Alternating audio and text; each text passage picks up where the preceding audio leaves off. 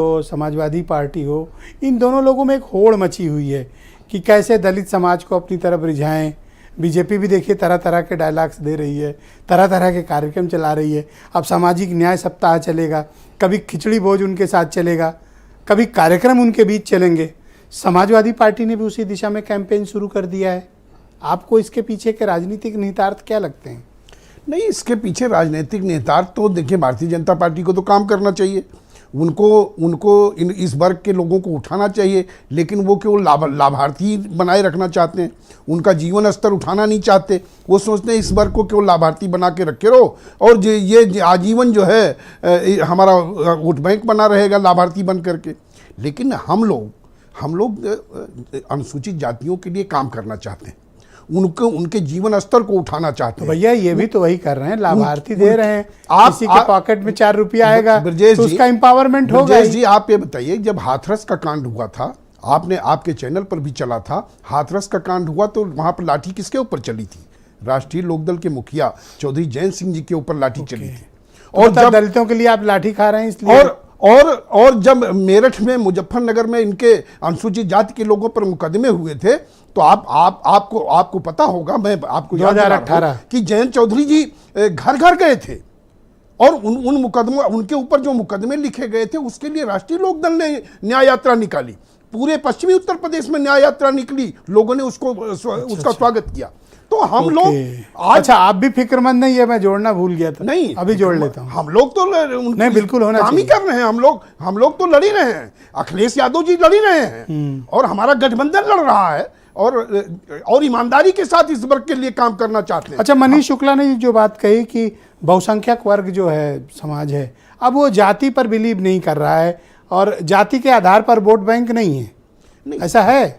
जिस बहुसंख्यक आप लाभार्थी बना करके उसको 80 करोड़ जनता को जो है लाभार्थी ही रखना चाहते हो, उनके जीवन, अगर ये कहा जाए कि ये लोग आप इनको घर ले लो, मकान ले लो, शौचालय ले लो, लाभ ले लो। आप दिल्ली में, उत्तर प्रदेश में, स्नेही जी की बात में दम है कि सिर्फ लाभ नहीं चाहिए, सोशल, इकोनॉमिकली और पॉलिटिकल एम्पावरमेंट चाहिए। हाँ, तो हम लोग ये बात उनको मजबूत करना चाहते हैं। उनके साथ अन्याय जो होगा उसके लिए हम लड़ रहे हैं। हम चाहते हैं कि उनके साथ अन्याय अब ना कोई कर पाए। बीएसपी के वोट बैंक की लूट है।